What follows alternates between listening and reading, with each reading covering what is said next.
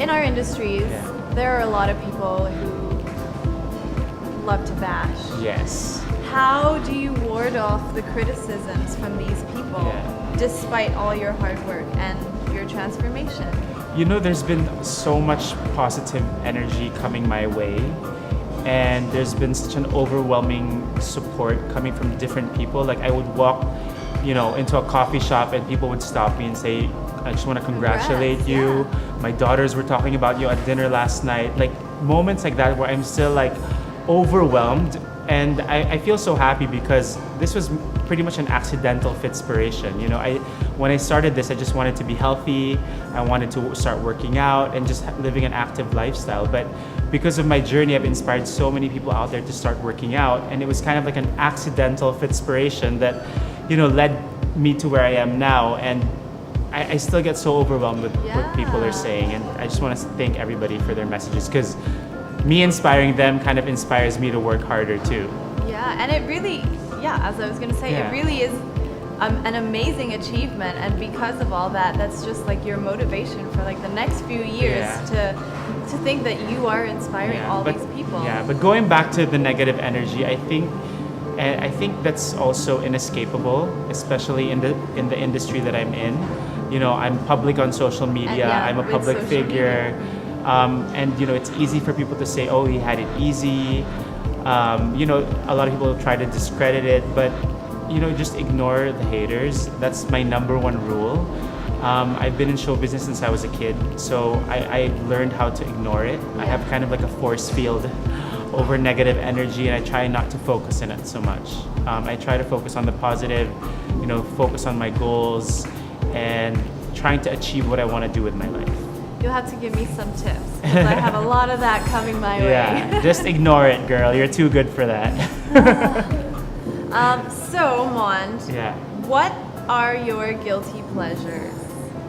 Right now, in terms of what? Like food and stuff? Yeah, food. For food, I used to have a lot. I used to be the worst case scenario. I used to love like Chinese food. I used to love chocolate. I used to love like sugary cocktails. But all that's changed now. Now my indulgence would be I'd have like a chocolate covered walnut or like things like that. I'd have a bite of cake once in a while. But I'm so focused and I'm so determined right now. I'm in this zone where I feel like I want to reach my goals so badly. So I'm so not distracted and not easily distracted at least. But of course, once in a while I'll have a glass of wine. I'll have I don't want to be also like the boring person in the room. We celebrated my friend's birthday the other day. We had champagne. As long as it's okay, because now I know the consequences and I know now what I need to do to get rid of that, right? So just living a healthy and balanced lifestyle. Wow, you are really so impressive. Honestly, it's really hard, and we all have tried to diet, and we all know how hard it can be. But it's amazing that you've It's a mental so game, hard. I think, more than anything. And like it's changed your entire lifestyle. Yeah, and it's changed my perception on things. It's made me turn into a more positive person. Yeah. Before I would find myself kind of being negative, always finding fault in others, being snarky, being bitchy, and even my friends now are like, wow, you're so much more positive, and like you just feel happier, and I do, and I feel like a new person, honestly. Yeah. We can all do it.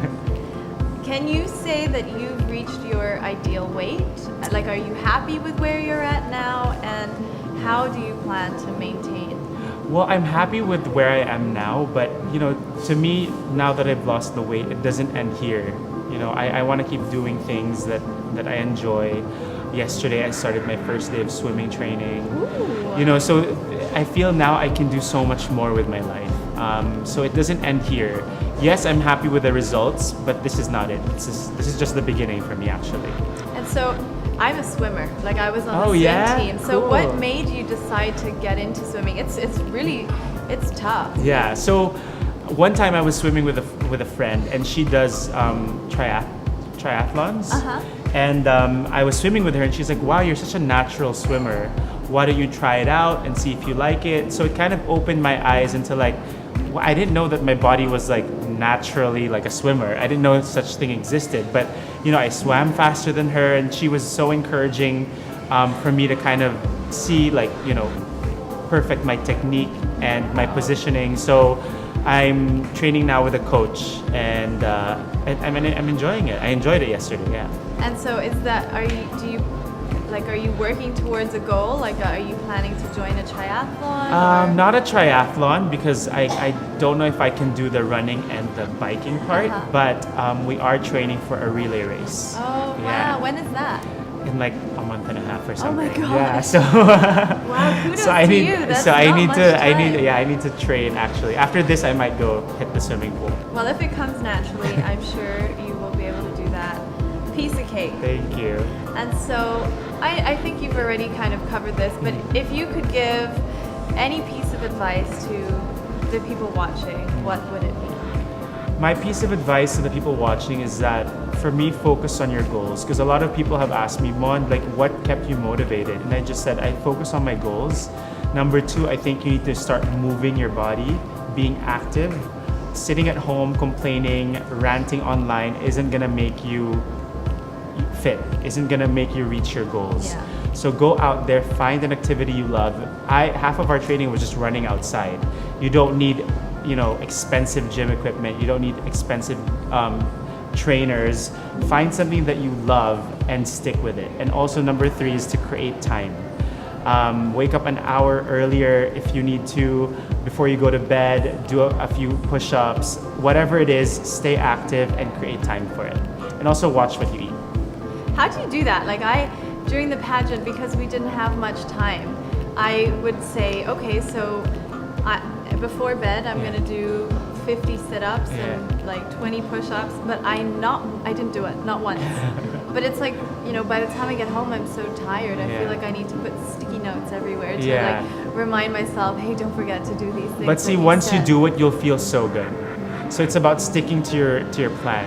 And for me, that was always in my head. Like I have a plan, I need to do it. And then you just feel so good afterwards. More than anything, it's a mental game. So it starts with you and it ends with you. So start now, guys. Well, thank you so much. Thank you you for being such an inspiration to me and to everyone. And congratulations. Thank you. What an awesome interview this has been. Thanks, Cluster.